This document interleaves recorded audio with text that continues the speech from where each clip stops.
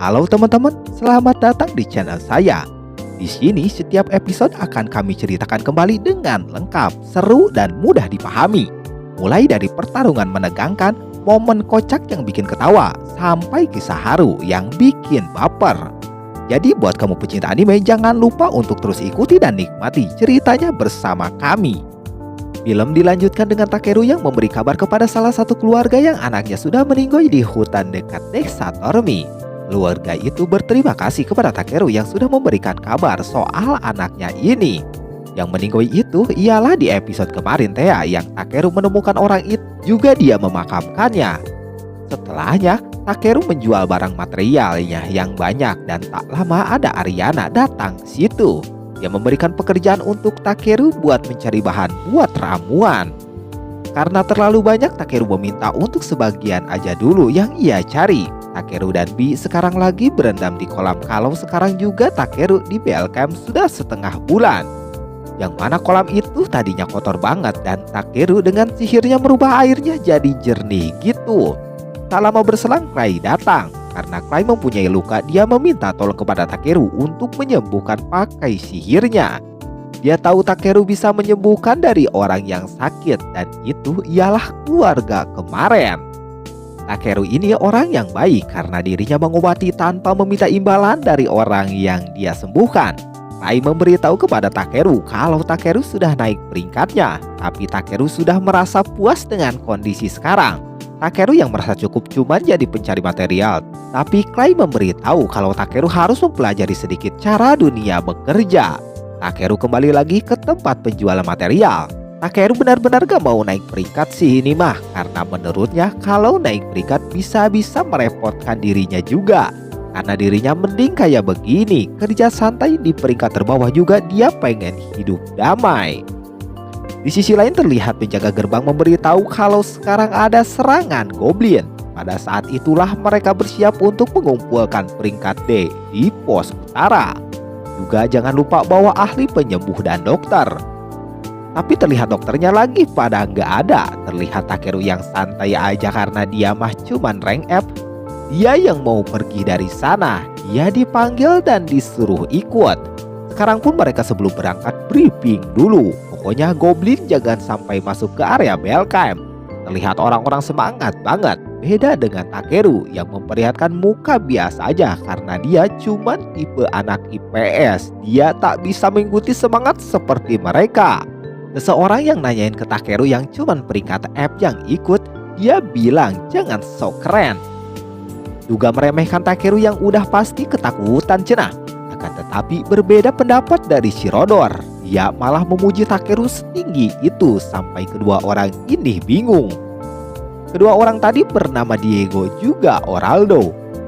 Museli meminta maaf kepada Takeru yang diajak ikut ke sana. Museli memperkenalkan dirinya kepada Takeru dan dia menyemangati Takeru untuk berjuang dan memenuhi harapan Guild Master di pertempuran kali ini. Walaupun cuma sedikit yang dibisa sama Museli dengan jurus penyembuhnya, Takeru bilang kalau terlalu semangat juga bisa bahaya.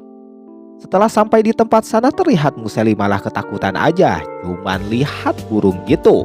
Makanya di sini Takeru harus menenangkan Museli terlebih dahulu. Takeru memberitahu masa ia harus ketakutan, padahal kan cuman di garis paling belakang, musuh pun gak kelihatan. Karena Museli punya jurus penyembuh, Museli harus fokus untuk menyembuhkan korban luka yang ada. Tak berselang lama Clay nyamperin Takeru sembari dia tertawa. Clay bilang hal yang wajar di pertempuran merasa takut. Dan Takeru meminta untuk menertawakan aja jika memang lucu mah. Karena Takeru yang gak cocok ngomong begitu. Clay menjawab dia kaget aja Takeru ini sampai seantusias itu. Clay sekarang gak ada di lini depan karena lukanya terasa sakit kalau kondisi seperti ini. Takeru tahu tentang lukanya ada di punggung Clay. Clay gak ngasih tahu adanya luka itu karena apa. Clay bilang pasti Takeru mengira dia ini kena serangan saat Clay lari. Tapi Takeru berpikiran bisa aja luka itu didapat karena melindungi seseorang. Tetapi walaupun lukanya Clay parah, tapi Clay masih bisa bertahan hidup. Makanya Clay dengan begitu Clay masih bisa melindungi orang lagi. Tak berselang lama ada suara yang mana itu tanda formasi master sudah ditembus para goblin. Dengan itu Clay akan menjadi yang terdepan untuk melindungi semua yang ada di sini walaupun dia masih sakit.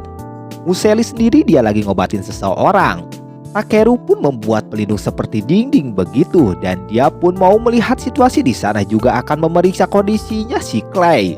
Diego dan Oraldo lagi bertaruh sama goblin, tapi goblin itu terlihat bisa masuk ke area sana. Akan tetapi Takeru datang dengan sihirnya, dia menghentikan para goblin ini. Dengan masih banyaknya goblin, B membereskan semuanya dengan kekuatan listrik yang dia punya. Terungkap ada goblin varian baru yaitu Goblin Sergeant. Sementara Clay dia lagi bertarung di garis terdepan. Dia yang tertekan beruntung Takeru dan B datang ke sana untuk membantu Clay. Takeru meminta untuk mundur dan menyusun rencana ulang. Akan tetapi tak berselang lama, datanglah Goblin Sergeant juga sama anak buahnya. Karena Clay masih sakit di area punggungnya, dengan cepat Takeru mengambil air untuk menyembuhkan luka dari Clay ini.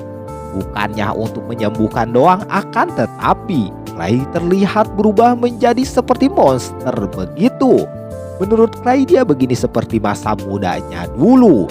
Dengan itu Clay melawan semua goblin dengan mudahnya. Dengan begitu misi ini pun selesai.